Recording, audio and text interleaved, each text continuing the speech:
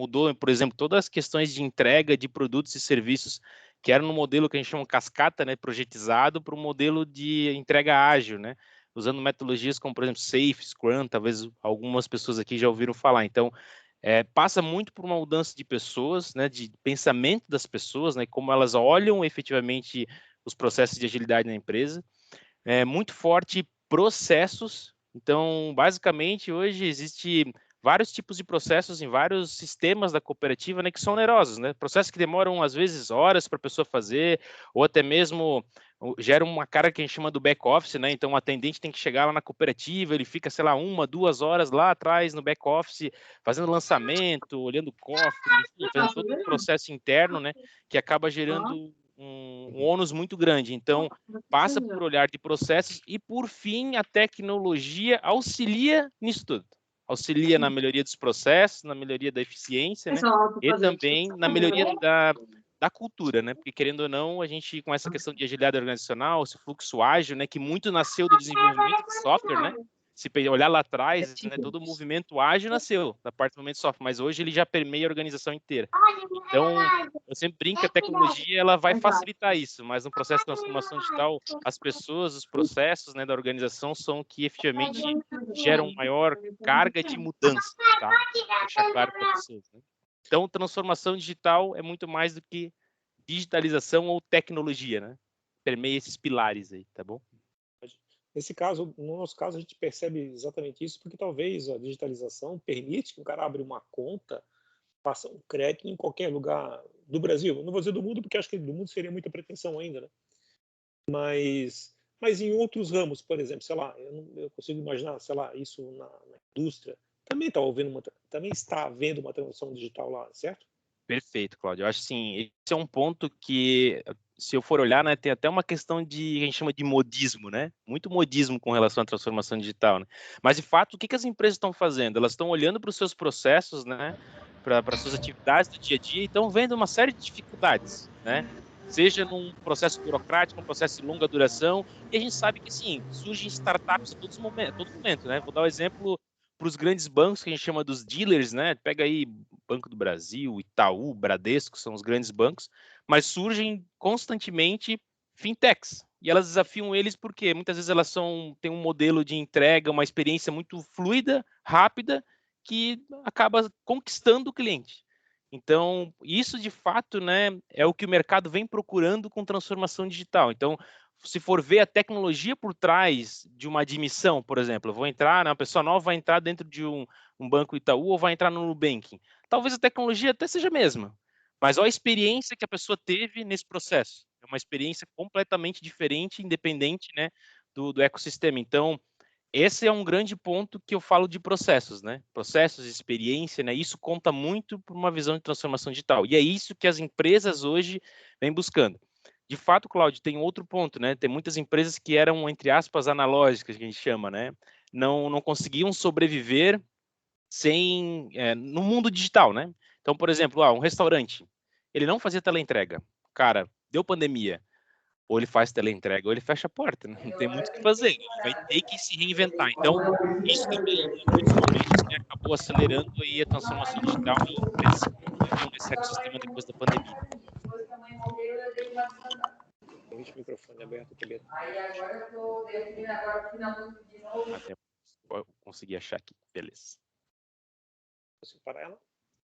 Sim, Legal. Muito legal essa parte aí. Eu imagino que nesse tripé que você comentou, né?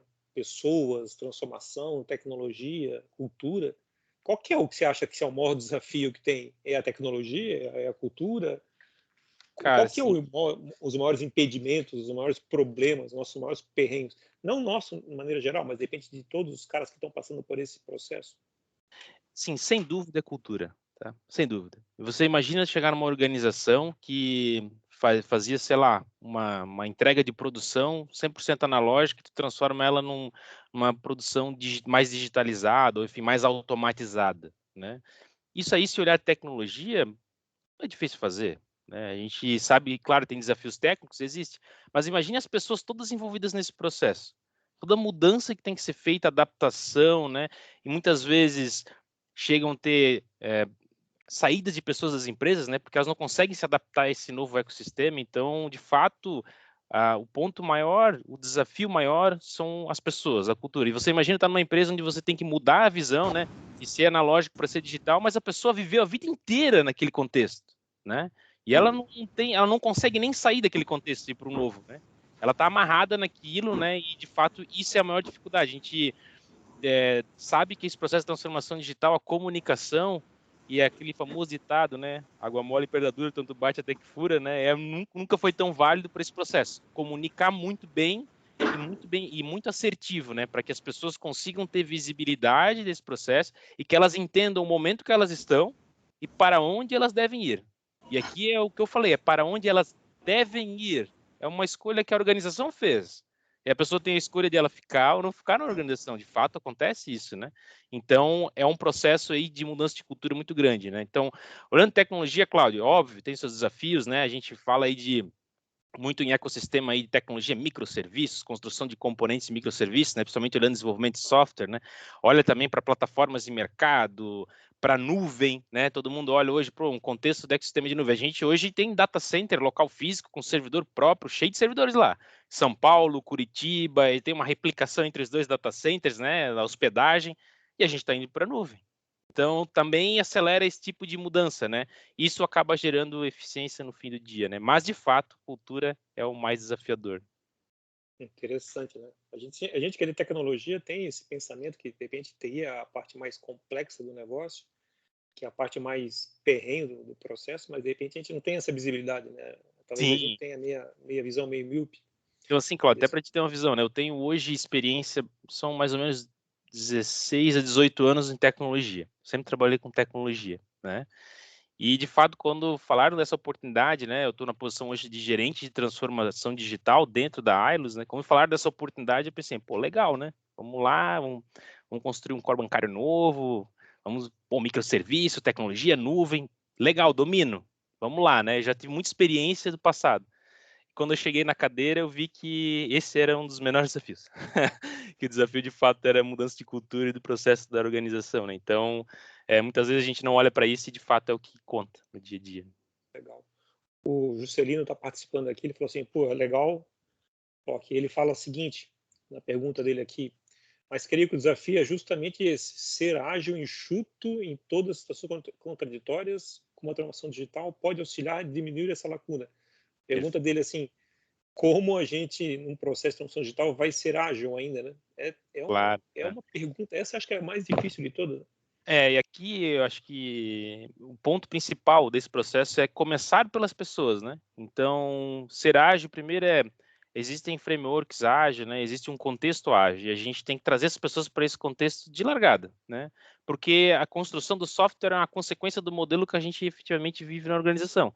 Então, as primeiras coisas que a gente fez no programa de transformação digital da Ailos, né, é trazer uma empresa de mercado que consiga nos ajudar nessa transformação de processos de agilidade. No caso foi a Deloitte, talvez alguns conheçam aqui, é uma das maiores organizações que tem aí para esse tipo de mudança, né?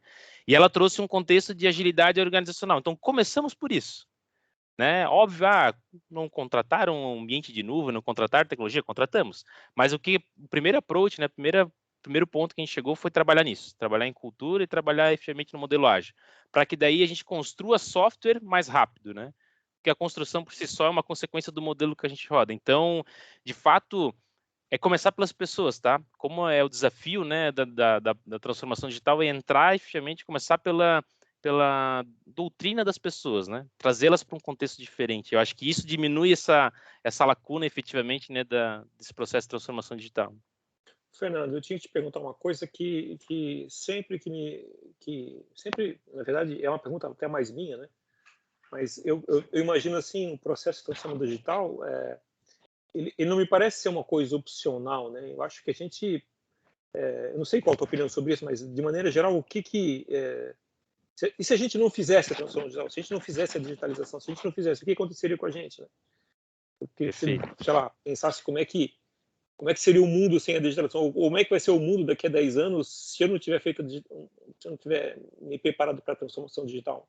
Perfeito, Cláudio. Imagina assim, né, num contexto onde hoje a gente tem na central com relação a todas as cooperativas filiadas, o sistema conta com mais ou menos 1.300.000 cooperados, 1.200.000 cooperados, tá? Então, 1.200.000 vidas impactadas diretamente por esse programa de transformação. E quando a gente olha o nosso planejamento, a gente tem um planejamento de, por exemplo, até 2024, chegar já a 2 milhões. Então, a ViaCred, o sistema, a ViaCred por si só tem 60 anos, tá, pessoal? Então, até hoje, ela chegou mais ou menos a uns 800.000 cooperados. A gente está falando de, em 3, 4 anos, dobrar a quantidade. Então, essa exponencialidade, sabe, Cláudio, de crescimento, faz com que a gente tenha que fazer efetivamente a transformação, seja nas pessoas internas, começando por elas, né, nos processos, em como a gente mantém esse ecossistema mais enxuto e mais fluido, né? Seja na tecnologia de fato, né? A pessoa tem que receber as coisas mais na palma da mão, que a gente brinca, né, no dispositivo móvel, enfim, soluções que estão surgindo, do que efetivamente ir lá numa agência, né, e fazer todo um processo. E aqui é um ponto importante, pessoal. Tem pessoas, tem públicos que querem ir na agência. E a gente não tem como forçar todos os públicos a ter uma visão, né, digital. Não, cara, tem que fazer isso no teu mobile. Talvez tenham pessoas que não queiram fazer isso, né? Queiram ter esse contato, né? Então, imagine que o nosso público, a gente chama a nossa idade modal do sistema Ailos, é uma idade jovem até. É 30, 31 anos, a idade modal do público. Mas a gente tem muita gente aí de 60, 70, 80 anos e pessoas aí de 16 anos. Então, a gente tem que atender esses dois públicos, né? Então, não dá para chegar a 880, né? Ah, não, tu vai ter que acessar no mobile ou efetivamente tu vai ter que só ir no PA, né? Qual é a diferença de nós para o Nubank da vida? A gente brinca que Deus fez o planeta em 7 dias porque ele não tinha um legado, né? Então o Nubank não tinha um legado, ele nasceu digital, né? É diferente. Nós nascemos num contexto analógico, a gente não tem como simplesmente tirar esse contexto das pessoas, né, e colocar um modelo digital.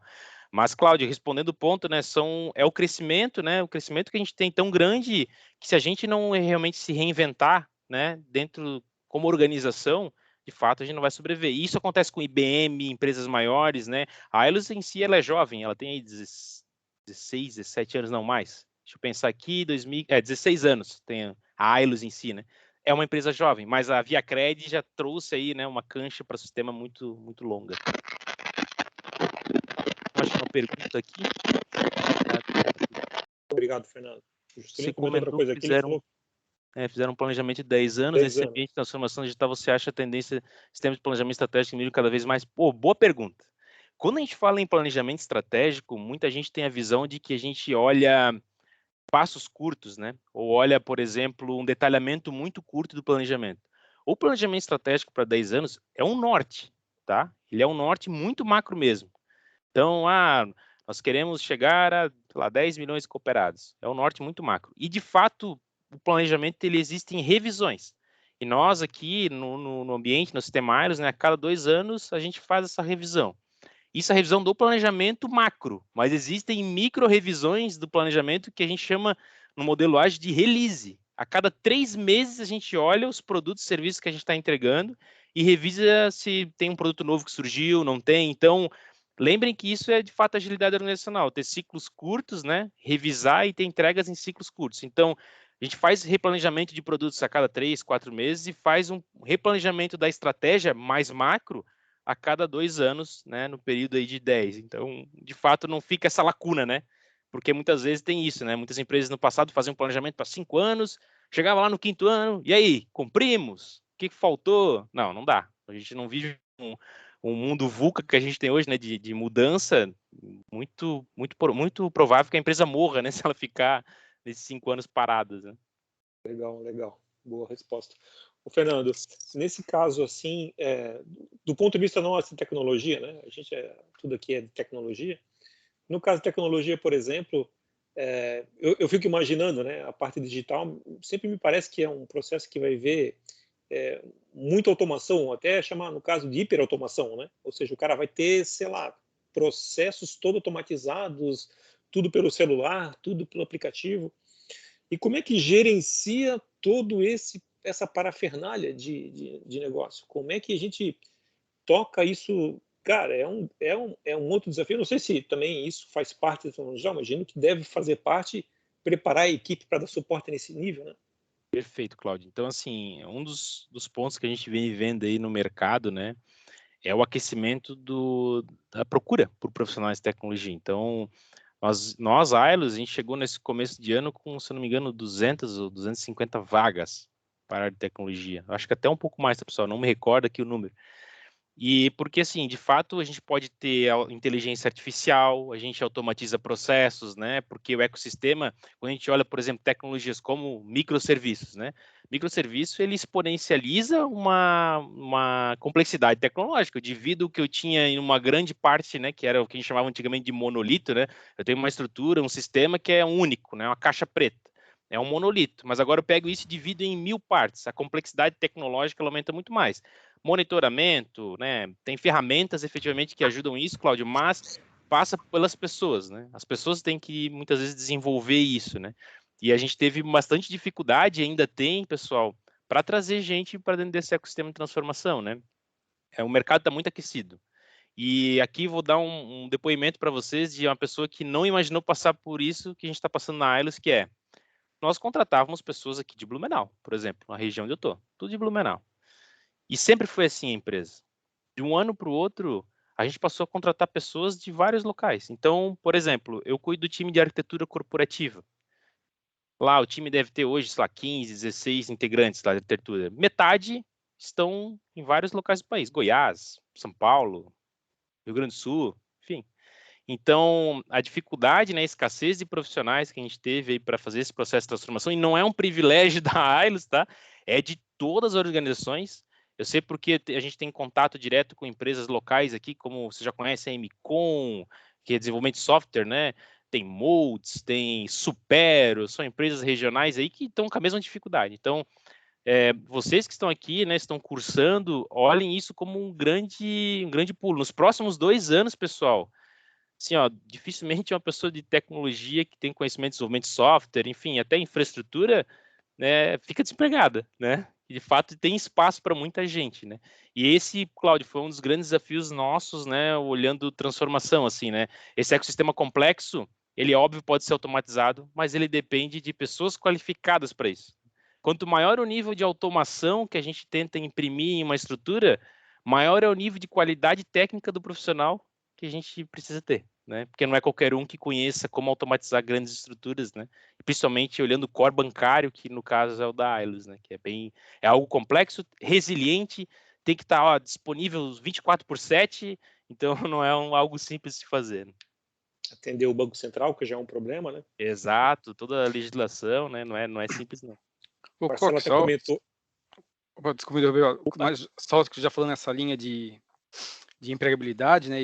E como muitos alunos estão querendo essa primeira oportunidade, né, Coque? Eu queria que tu tenha noção das vagas que existem dentro da Ailos. Porque na cabeça, muitas vezes, da gente que entra em TI, é o quê? Você é desenvolvedor, né? Vou fazer faculdade, você é desenvolvedor. Boa. Eu não me dei bem no desenvolvimento, então não sirvo para isso. Vou pular fora. Mas eu queria que tu fizesse uma explanação, assim, quanto o tipo de vaga que tem, a quantidade de vaga diferentes na área de TI, né? Boa pergunta. Sim, pessoal, para vocês terem ideia, eu sou uma pessoa que fiz ciência da computação, mas eu comecei minha carreira inteira com infraestrutura. Eu fui 10 anos desses 16, 17 e trabalhei com infraestrutura. Então, por exemplo, na Alice tem vagas para parte de redes e telecomunicações, para a gente trabalhar com rede, né? Tem toda uma malha de rede entre todos os PAs físicos que a gente tem que cuidar. Tem uma área de data center, onde o pessoal cuida dos servidores, da infraestrutura de servidores. Tem uma área de segurança da informação, com foco específico, LGPD, que está agora uma onda de ataques cibernéticos gigante, vocês têm acompanhado aí. Tem uma área que cuida disso, é muito forte. Toda a área de atendimento ao usuário, então suporte, até o suporte de microinformática, né? A gente tem isso. Tem times que fazem esse suporte, acessam as máquinas dos colaboradores do sistema, né? E tem área de governança, então, que cuida de padrões e processos, né, pessoal? Vocês aprendem aqui nos cursos, ITIL, CMMI, enfim, os processos que a gente tem na organização, tem as pessoas que cuidam disso, né? Fazem a gestão, criam processos, né? Que, de fato, uma organização tão grande não vive sem isso, né? A gente não consegue viver num modelo onde está livre, né, para qualquer um fazer o que pode. Não dá, né? A gente tem uma instituição financeira. Tem engenharia de dados, a parte de dados muito forte, né, com relação de dados. Então, são algumas vagas olhando tecnologia que a gente tem, né? E, de fato, tem para N públicos, né? Eu sei que muitas pessoas têm uma visão forte de infraestrutura, sou um pouco avesso a sistemas, né? Eu vivi esses dois mundos, eu fui desenvolvedor e eu trabalhei muito tempo na infraestrutura. Eu conheço um pouco da rixa, a gente brinca, né? Entre esses dois públicos. Então, de fato, tem espaço para todo mundo, tá? Nesse ecossistema. Fernando, só para complementar o Marcelo aqui, ele como perguntou assim, nesse interim que a gente tem de várias pessoas trabalhando remotamente em São Paulo, Minas Gerais, Goiânia, como é que plataforma que a gente usa para fazer comunicação? Como é que a gente gera essa equipe remotamente? É uma preocupação que ele tem, né? Legal, cara. Isso é um ponto importante. A gente tem uma visão de que a gente consegue fazer gestão de pessoas olhando para a pessoa do lado e vendo ela batendo no teclado, né? Mas quando a gente deve olhar a gestão de pessoas através de conversa, que pode ser aqui pelo Teams, a gente usa a ferramenta Teams na Aeros, e entrega de resultado, indicadores. Então, por exemplo, vou dar um contexto para vocês. A gente tem na Aeros 70 squads. Squads são times multidisciplinares que trabalham em uma entrega efetiva de, por exemplo, software, né? Essa squad lá tem PO, que é Product Owner, tem desenvolvedor, tem analista de sistema, enfim. E ela tem uma entrega, que a gente chama de um throughput, né, uma medição de entrega de software. E os times são medidos por isso. As pessoas são medidas por entrega, além de, obviamente, né, o relacionamento, tudo que a gente tem com relação à gestão de pessoas que a gente faz. Né? Então, esse contexto, né, de, pô, eu tenho que ver a pessoa do meu lado para saber se efetivamente ela está entregando. Não, a gente tem meios de saber, né? E são os melhores meios, tá, pessoal? Que são de fato que está entregando o resultado, né? Porque a pessoa pode ficar lá uma semana batendo teclado, e se ela não entregar muita coisa, o que, que vai adiantar, né? Eu estou vendo ela lá, tá digitando, mas daí? No final tem que ter um resultado entregue, né? E tem que ter um ecossistema que também que dê uma liberdade para a pessoa se expressar bem, se comunicar, né? Enfim. Então, eu diria que é muito fácil hoje em dia, né, fazer esse tipo de medição de acompanhamento, tá, das pessoas. Fernando, você tinha comentado ali que um dos quesitos que você comentou lá, que a gente está migrando, ou tem um pedaço na nuvem já, né? Está devagarzinho indo para a nuvem lá. Mas na sua cabeça, quais são assim as tecnologias, não, talvez não agora, mas que vão suportar, né, essa transformação digital no decorrer dos próximos 2, 3. A gente fala assim, até o Renato comentou assim, 10 anos de planejamento é difícil, mas, né, assim, com o horizonte de hoje, a gente consegue no máximo ter 4 anos com tecnologia. Com planejamento, não, mas com tecnologia, no máximo uns 2, 3 anos. Né? Mas quais são as tecnologias que você acha que vão dar sustentação a essa transformação digital dentro da Aeros? Perfeito. Assim, a gente vê, óbvio, tu comentou, né, de nuvem. Eu acho que nuvem é um ponto que nenhuma empresa mais abre mão, né, pelo contexto. A gente tem na Ailos também tecnologias de low code. Então, hoje existe o desenvolvimento tradicional de software, né? A gente pega .NET, Java, enfim, né? E tem tecnologias hoje já de mercado que chamam-se low code, que é você trabalha mais em fluxo de dados e informações, né? E montagem de telas, efetivamente, que geram um tempo menor de entrega, né? De soluções. Então a gente trabalha, por exemplo, com essas tecnologias. Isso, de fato, pessoal, não exclui, muito pelo contrário, mas não exclui, né? Esse desenvolvimento tradicional, Java, .NET, enfim, do que tem. A gente tem necessidades específicas para cada tipo de segmento, né? Tem também estruturas, por exemplo, Cláudio, de gestão de dados, né? A gente tem hoje uma estrutura que a gente chama de MDM, que é o Master Database. Então, um processo de transformação é muito comum ter fontes de dados de diversos sistemas, né? Que a empresa não vai ter só apenas um sistema, tem vários, sistema contábil, tem um RP, tem o sistema lá de analytics, né, para fazer toda a parte de inteligência, tem o sistema do core bancário. Então, a gente tem uma plataforma de dados que faz toda a convivência desse ecossistema. E também pontos com relação a monitoramento e análise de segurança, que talvez são os quesitos assim, muito importantes, né? Vou dar um exemplo para vocês, tem uma ferramenta que é muito comum no mercado, chama-se Dynatrace, é uma ferramenta de monitoramento muito forte, que monitora a experiência do cooperado. Então, a gente consegue ver um cooperado específico que teve uma má experiência, né? Qual é a nota dele com relação à experiência. Então, a gente consegue, inclusive, mudar comportamentos no sistema com base nisso. Acho que alguém mutou aqui. E ferramentas específicas de análise de fraude, LGPD, né? Então, tem várias ferramentas. A gente tem um time de segurança que ele fica um pouco mais blindado lá, né, pessoal? Mais recolhido, mas um time de segurança cibernética, segurança da informação, que atua aí no dia a dia e consegue mitigar esses problemas que a gente tem de segurança, né? Dificilmente a gente, como organização, acaba tendo ataques, porque a gente trabalha muito numa visão preventiva, né? É um trabalho preventivo grande. Mas, enfim, eu dei algumas pinceladas em tecnologias, né? Além de tradicionais, banco de dados, né? Oracle, SQL Server, todo mundo já ouviu falar, né? Mas a gente tem também. Mas essas que eu trouxe são, de repente, um pouco diferentes, que o pessoal talvez não conheça, né? E, de fato, fazem parte desse ecossistema, né? Legal, obrigado, Clock. Fernando Clock. Eu chamo de Clock, gente, mas ele é Fernando, tá? Gente, só por um minutinho, por favor. Eu deixei no link no chat ali. Eu deixei e o professor Alan também deixou lá vocês registrarem a sua presença, tá? É importante isso lá. O professor Juscelino perguntou outra coisa, Fernando. Ele falou assim: a gente em 2020 tinha 7 milhões de pessoas em home office, né? E agora o Google e essas empresas estão investindo pesado para que os escritórios, né? Então ele imagina que será o fim do home office. Pergunta que ele faz: você acha o fim do Bom home ponto. office? Acho que não. Não, isso é uma visão que eu acho que não vai acontecer, tá? De fato, o home office ele traz alguns pontos críticos, né? Que são como, por exemplo, essa falta de convivência com as pessoas, né? A gente sabe que teve pesquisas de Google, enfim, que as pessoas juntas, né, num ecossistema, num local físico juntos, acabam tendo maior criatividade, né, para criar, construir, né? Então, isso de fato vai acontecer, né? Mas a gente sabe que somente esse modelo não é algo que se permeie, né? Então, vou dar um exemplo clássico. Empresas multinacionais. Tem empresas que têm administração em vários locais do planeta. Não tem como fisicamente a gente estar, né? Todo mundo no mesmo local. E isso já acontecia antes da pandemia, pessoal. O pessoal atua aqui no Brasil, tem uma sede, tem várias pessoas, tem um pessoal lá da Holanda, tem um pessoal lá dos Estados Unidos. Então, esse ambiente híbrido ele já existia. Ele teve um pouco mais de força agora, né? Então, por exemplo, a Aelos, como a Aelos olha para esse cenário? A Aelos olha um ambiente híbrido também. Então, as pessoas, obviamente, podendo ir lá na sede, né? Quando efetivamente esse processo de vacinação concluir, né? Que ainda está pendente de conclusão para muitas pessoas, muitas idades ainda, né? Mas, sim, falar que a gente vai totalmente para o presencial de novo, não. Acho que dificilmente isso vai acontecer, tá?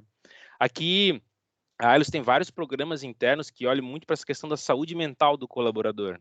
Porque, pessoal, imagine só, tem uma pessoa, um colaborador que mora sozinho, ele fica o dia inteiro sozinho, a noite sozinho. Essa questão de não ter convívio pesa, tá? Certamente ela pesa. A pessoa tinha um relacionamento na empresa e ela para de ter esse relacionamento presencial. Aquele cafezinho, sabe? A gente levantar, ir lá no cafezinho, lá na empresa, tomar lá 15 minutos de café e volta. Isso faz a diferença, né? Para a produtividade, inclusive. Então, essa visão híbrida de você poder combinar com o time, no momento que ele vem no presencial, né? Faz uma agenda, faz uma confraternização, mas 100% presencial, eu acho difícil, né? Esse tipo de adoção, principalmente olhando a Ailos, né? Que já tem contratos de pessoas em teletrabalho. Tem até empresa remota, né? Participando, estrangeira, digo assim, contratando pessoas no Brasil para trabalhar de uma forma de teletrabalho. Então, acho que inevitavelmente eu acho que vai dar uma reduzida, né, no processo mas acho que acho que não volta mais, nunca mais. Não. Acho que esse ambiente híbrido é algo que veio para ficar, né? E, de novo, muitas empresas já adotavam, né? A gente, por exemplo, a Ailos começou a adotar depois da pandemia. Legal? Alguém tem mais uma pergunta aí, gente? Mais algum comentário? Vamos lá, pessoal, dúvidas? Então, voltando à transformação digital, né, Clock? Uhum. Como tu mesmo mencionou, e a gente sabe que o principal sucesso do sistema são pessoas, né? Uhum. E a Ailos, por ser uma conhecida até na região, por ser uma empresa voltada a pessoas, né? Tem um soft skill muito grande na hora de contratação de pessoas. Isso tu vê como um ponto positivo para o sucesso da implantação da transformação digital? Total. Assim, eu acho que a saúde do ecossistema, né, com relação às pessoas, por exemplo, os planos que a empresa oferece às pessoas, né, todo o cuidado e o zelo com as pessoas faz com que elas tenham maior produtividade e se engajem mais com o tema, né? Então, a gente estava comentando de home office também, as dificuldades de repente ter um colaborador à distância, né, e conseguir trazer ele para esse engajamento, né? A gente tem que mudar todo o nosso approach. Muitas vezes tu vai num local físico, entra na empresa, meio legal, né? Tu vive aquele momento. Num home office muitas vezes é difícil. Mas isso é um zelo que a gente tem, um olhar muito forte para pessoas. Tem vários colaboradores, né, que vieram de outras organizações que veem isso, né, como um ponto e um diferencial muito grande da Ailos, né? A gente tem planos de carreira especificamente para as pessoas, né? Tem cursos, inclusive a gente tinha uma pós-graduação em Company que a gente chamava de Pro Leader, né? Que é um curso efetivamente para liderança, para desenvolver liderança. Então, olha como existe esse olhar interno, né? para as pessoas dentro de casa. Eu sou um exemplo, eu estou 14 anos dentro do sistema. Eu tenho minha carreira 2 empresas, trabalhei na prefeitura de Blumenau, trabalhei dentro da Entrou Ailos, com né? 12 anos. Entrando com 12 anos, é isso aí. Mas todo esse tempo, eu entrei em estagiário, trabalhei no suporte, eu desenvolvi software, eu fui muito tempo DBA dentro da organização, né, administrador de banco de dados, passei por um coordenador de infraestrutura, hoje estou como gerente de transformação. Então, isso mostra o quanto a empresa está olhando para o colaborador também que está dentro, né? A gente sabe que existem momentos que a gente precisa ter uma energia, trazer alguém de fora, né, para o contexto, mas é importante a gente olhar para quem está dentro de casa também, né? E evoluir essas pessoas, né? Então, eu acho que esse olhar de pessoas e do zelo da empresa é muito importante para esse processo de transformação de fato, né? Eu queria aproveitar então, Cláudio, já que não tem a pergunta, vou trazer um contexto para vocês, assim, de transformação, que é, hoje nós temos 13 cooperativas, né, dentro do sistema. Então, imaginem que cada cooperativa tem o seu ecossistema de trabalho, embora ela use o sistema mesmo da central, né? Então, olha a exponencialidade que a transformação pode chegar e, ao mesmo tempo, a dificuldade que a gente tem de trazer esse contexto de transformação para todas essas 13 cooperativas distintas, né?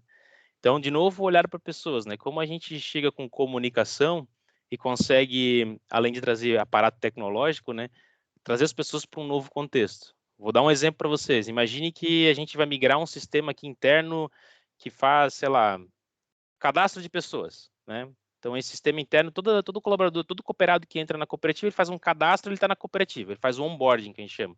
Imagine que a gente muda esse processo. Ele era centralizado na sede da cooperativa, agora ele vai lá para o PA, na ponta. Então, isso tem um impacto muito grande na cooperativa. Então, esse tipo de mudança, né, de transformação digital, que de fato eu entendo ser o caminho mais crítico, né, para a transformação. É conseguir mudar a cabeça das pessoas para que elas olhem a oportunidade e não apenas a restrição da mudança, né? Que todo mundo, num processo de mudança, a primeira coisa que se pergunta é para que mudar? Todo mundo. Por que eu tenho que mudar? Pô, não faz sentido. E muito poucas pessoas, né, olham para o horizonte, né, e veem assim, não, olha o benefício que eu posso ter isso, olha onde eu posso chegar com isso. Então, essa jornada aí é o desafio grande que a transformação tem, né, em levar para as pessoas. Tá? Queria trazer esse contexto para vocês que é um contexto amplo, né? São 13 cooperativas, quase 5 mil colaboradores, acho que passamos de 5 mil colaboradores, né? E todos têm que entrar nesse mesmo contexto de transformação. Fernando, a professora Mara fez uma pergunta aqui bem interessante aqui. Ela falou o seguinte: nesse contexto você falou sobre o teletrabalho, né? Sobre o home office, né?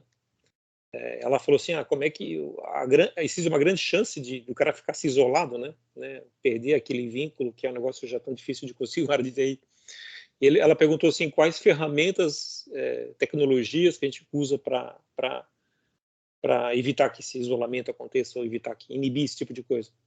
Ah, legal. Assim, claro que a gente tem as ferramentas de conferência, né, que a gente usa efetivamente o Teams, né, mas a gente tem alguns ritos dentro da organização que fazem com que a pessoa tenha uma participação mais ativa, né? Então, imagina assim, não é a pessoa chega um dia de trabalho, ela tá lá na estação dela, ela vai fazer o trabalho do dia a dia dela e daí acabou o expediente e ela vai embora, né? Não falou com ninguém. Não. Tem um processo que a gente chama, por exemplo, movimento ágil, no Scrum, né? Ele tem algumas cerimônias que a gente chama. Então, tem o planejamento, que é a planning, né? Tem as dailies, que é todo dia as pessoas se encontram para ver como que está os indicadores, como a gente está evoluindo, né? Tem um processo que a gente chama de retrospectiva, que é durante um período de tempo de trabalho, a gente olha o ciclo feito e faz uma análise, um feedback, né? Pô, onde a gente poderia melhorar, como poderia ser melhor, e também mostra as entregas. Então, essas cerimônias, né, fazem parte do dia a dia dos colaboradores, acabam trazendo ele para o contexto da organização, né? Que não efetivamente é chegar lá só e sentar na cadeira do trabalho e olhar um sistema e atender o sistema. Não, existe esses ritos, né? Com que faz que o time se forme, né? Porque basicamente todas as entregas que a gente tem, ela não depende exclusivamente de uma pessoa ou de um grupo de pessoas isoladas, ela depende de times. E esses times são mais performáticos à medida que eles trabalham mais tempo junto naquela tecnologia, né? O convívio, a rotina faz com que aumente a colaboração e, de fato, eles consigam entregar mais. Isso faz parte da agilidade organizacional, do ciclo ágil, né? É um time multidisciplinar que atua em cima de alguma demanda, alguma problemática, né? Então, esses ritos acabam ajudando a gente, né? E que não deixam a pessoa, de fato, isolada lá, né? Que a gente mal vê o que está acontecendo e só olha lá um número, né? Se aumentou ou diminuiu para saber se ela está entregando. Não, tem alguns processos aí, tá? Códigos, linhas de código de fonte. Entregou 10 linhas de código de fonte. Exato. O professor Prim, o Alexandre Prim, ele perguntou, ele já está mais interessado, né? Quais são os projetos que a Ailios tem agora que são digital mais importantes? IA, Analytics, blockchain? Legal.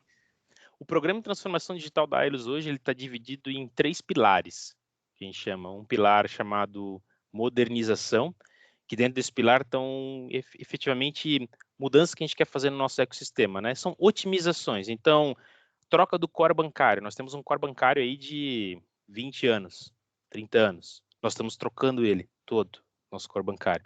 CRM, que é a parte de relacionamento. Estamos com projetos de CRM para trocar todo o nosso CRM, né? A jornada para a nuvem também é um contexto desse. Quando a gente olha mercado, o que a gente está olhando para a tendência de mercado, né? Tem demandas vigentes de Open Banking, né? Toda a plataforma de Open Banking. Vocês fazem aí Pix no dia a dia, né? Temos demandas fortes lá com Pix. A gente tem uma plataforma que a gente chama de Ailios Aproxima, que é uma plataforma de marketplace, que a gente está tocando um projeto de transformação.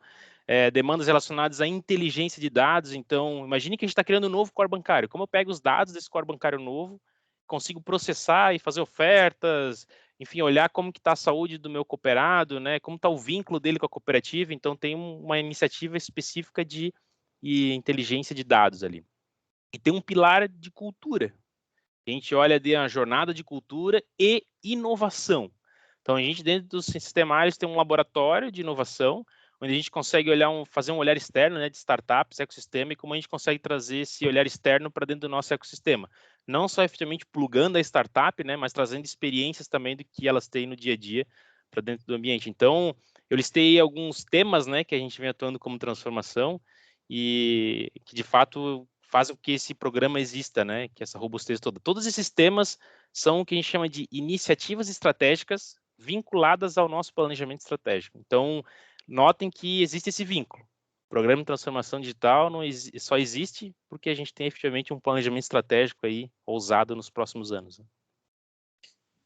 Clock, ele ainda foi mais a fundo. Ele quer saber se a gente tem um projeto que tem blockchain.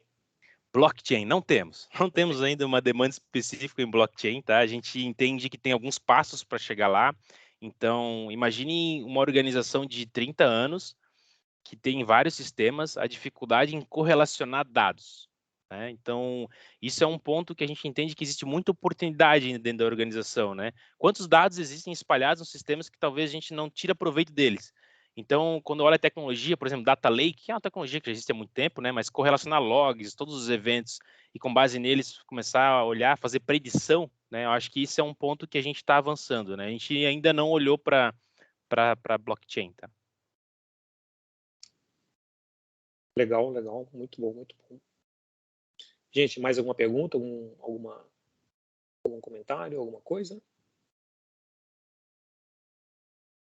Temos aí um Thiago. Se eu puder falar pelo chat, não sei se... Não, pode falar aqui mesmo. Tanto faz, pode falar, não tem problema. Tá. Boa noite, Fernando, e boa noite, professor Cláudio. Em cima dessa questão ali do blockchain que o Alex falou. Fernando, tu acredita que ainda na questão de blockchain, né, com essas questões de smart contracts que são construídos em cima desses blockchains, com essa meio que facilitação, é uma dúvida meio que eu tenho, assim, porque a capacidade que essa tecnologia tem e que ela possivelmente vai ser agregada futuramente, vocês como estrutura tipo de bancária, assim, ou né, cooperativa em si, vocês têm algum tipo receio de meio que ela quebra um pouco do sistema assim atual, porque por meio de um smart contract uma pessoa física pode vir a se tornar, né, um programador, ou até mesmo alguém que não é programador pode meio que fazer o seu próprio banco por meio desse tipo de interação, né? Perfeito, perfeito. Eu acho que Então, assim, tudo depende de como a gente vai estar regulamentado com relação a essas regras, né? Então, lembrem que a Allianz não pode chegar, blockchain, fazer toda uma estrutura, né? Fazer um relacionamento de financeiro com várias organizações se a gente não tem uma regulamentação para isso. Então, o primeiro ponto começa com o Banco Central, né? Quando a gente olha o Pix, tem muita gente que não acredita no Pix ainda, tá? Tem gente que não tem no celular o Pix e acha, não, isso aqui sim. para dar fraude é rapidinho. Não confie nisso aqui, viu? O celular ali, o pessoal faz transferência. Então, existem algumas regulamentações e regras de segurança na plataforma Pix, que é uma plataforma bem inovadora, olhando o mercado financeiro global, né? O Brasil aqui está muito avançado quanto a isso, que garantem, né, que a gente não tenha algum tipo de ataque ou, enfim, algum falso positivo, né? Alguma pessoa que era para ser ela e não é efetivamente. Então, eu acredito que o mesmo movimento vai acontecer para, por exemplo, o blockchain e outras tecnologias, né? Vão existir algumas regras de regulamentação com relação a elas, onde vão acabar, obviamente, restringindo um pouco mais, né, o uso, mas que no fim do dia tendem a trazer um pouco mais de segurança, né? Então, pô, meu Fernando, quais são elas? Cara, ainda não tem essa visibilidade, né? De fato, o ecossistema muda muito rápido e o Banco Central toma decisões muito rápido. Mas a bola da vez é Open Banking. É como a gente consegue ser mais exponencial através de uso que a gente chama B2B2C, né? Então, imagina, nós somos business, uma empresa. Como eu me relaciono com outro PJ, que também tem um negócio, business, e se relaciona com outro cliente. Então, o cara, Conta Azul, lá de Joinville, lá, pessoal, tem toda uma plataforma de conta, né? Se eu exponho como wireless um serviço para Conta Azul usar e ela tem um cliente, então eu estou ganhando escala e exponencialidade. Isso é um ponto que vem com o Open Banking. Além de precificação, né? Aqui tem uma diferença. Tem uma plataforma aberta, se o meu ecossistema está aberto, né? Eu começo a concorrer com outros, né? Então, os grandes bancos que têm uma taxa de juros, por exemplo, alta, estão bem preocupados com esse tema, né? Como eles vão conseguir sobreviver nesse ecossistema de Open Banking.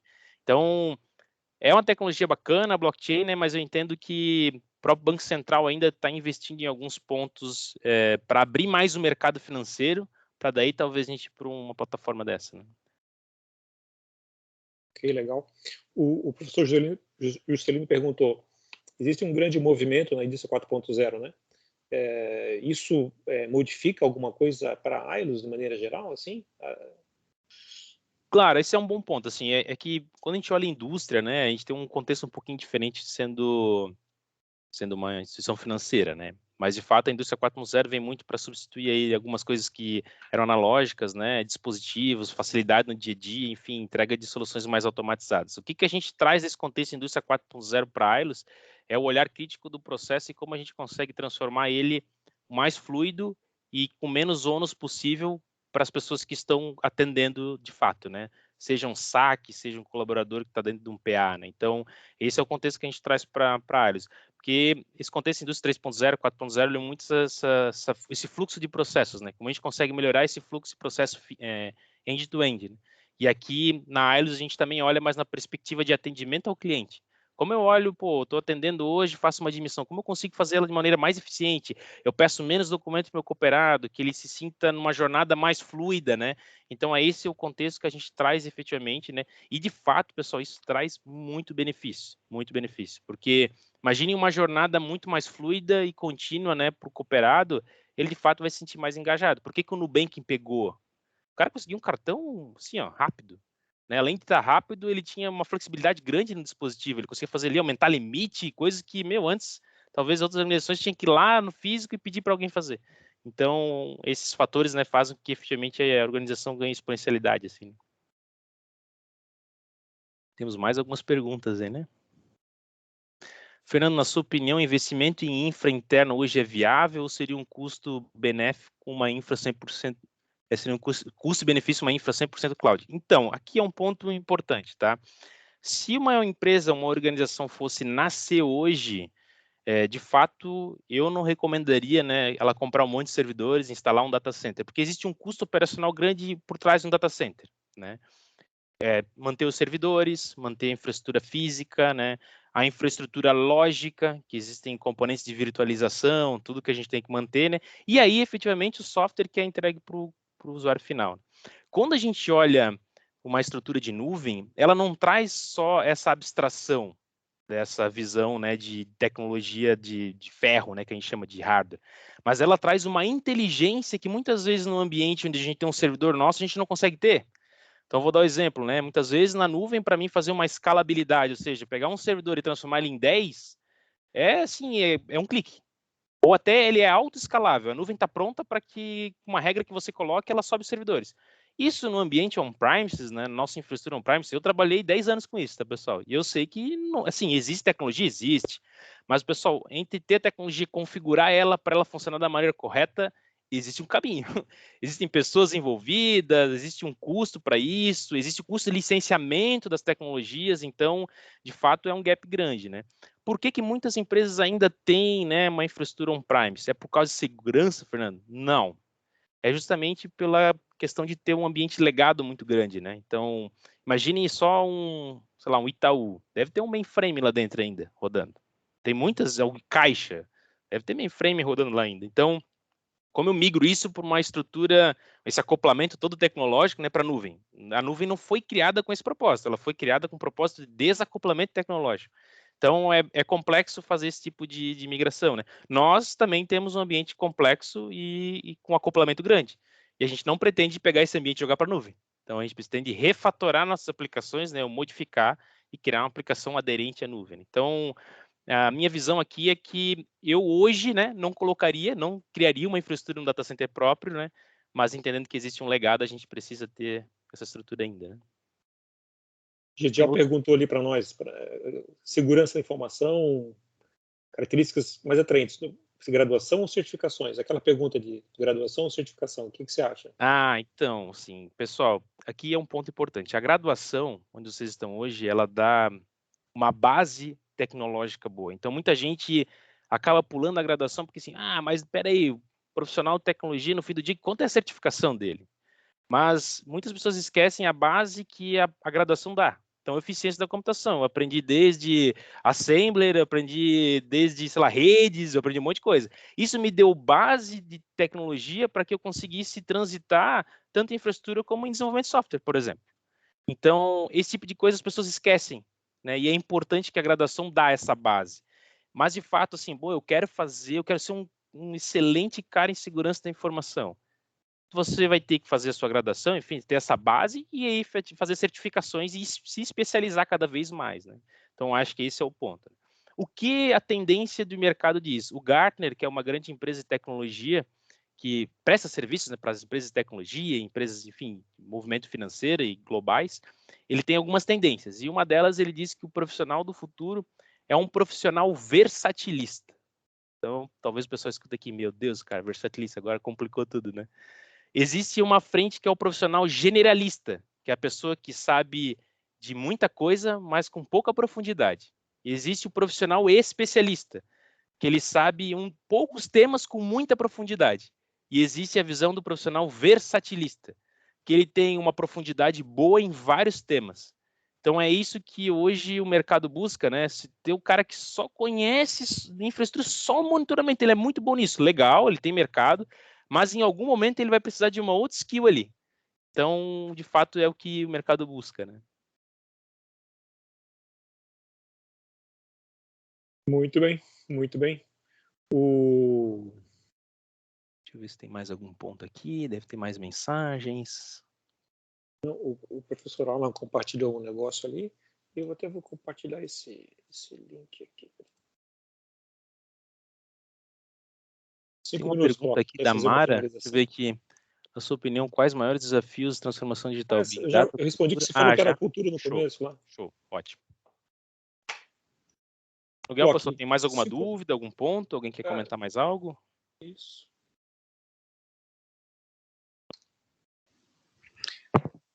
Uma outra coisa, a Clock talvez pode comentar com os alunos aqui, é que muitos estão querendo entrar na área de desenvolvimento, né? E como o Ailes a gente não tem desenvolvimento em si, é tudo terceirizado, talvez passar para eles quais são as empresas que eles podem estar procurando para estar se cadastrando, né? Adicionando currículo, entrando em contato para fazer parte do grande time Ailes.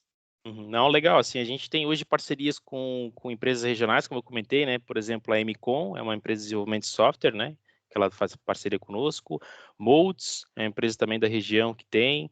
Supero é uma empresa aqui da região que tem, né? Então são empresas locais, né, que acabam tendo essa questão aí de desenvolvimento de software, né? A gente hoje não tem o foco em ter o desenvolvedor de software conosco, né, CLT, mas nós temos um ponto que é muito importante. A inteligência de todo esse processo com relação à visão sistêmica deve estar conosco. Então, nós temos perfis de análise de sistemas, né, que são fortes também, que por exemplo, todo time, toda squad, né, tem pelo menos um analista de sistema. Isso é obrigatório ter, né? E a gente tem várias posições também disponíveis para esses perfis. Mas, assim, em forma regional são essas empresas. A gente tem outras empresas também de São Paulo, né, empresas até globais que fazem essa prestação de serviço. Eu acredito que deve ter entre umas 6, 7, até 8 empresas, né, de prestação de serviço para mão de obra e desenvolvimento, tá? E um ponto Obrigado, Coque. que eu acho interessante também comentar, Coque, é que a pessoa às vezes pode achar assim, né, porque é uma empresa terceira, vão me olhar estranho, porque eu não sou o Ailos, mas pelo contrário, né, é como se fosse uma família, né? Vamos pensar o seguinte, pessoal, a gente tem um time multidisciplinar de trabalho, que é uma squad. Então, vou recapitular. A squad tem lá papéis, figuras, né? O PO, Product Owner, a pessoa que olha o produto. Tem um agilista, a pessoa que está olhando toda a questão de indicadores dessa squad. Tem um analista de sistema, né? Que faz toda a parte de análise para o desenvolvedor. E tem o desenvolvedor de software. Para que essa squad, esse time, entregue algo, isso tudo tem que funcionar.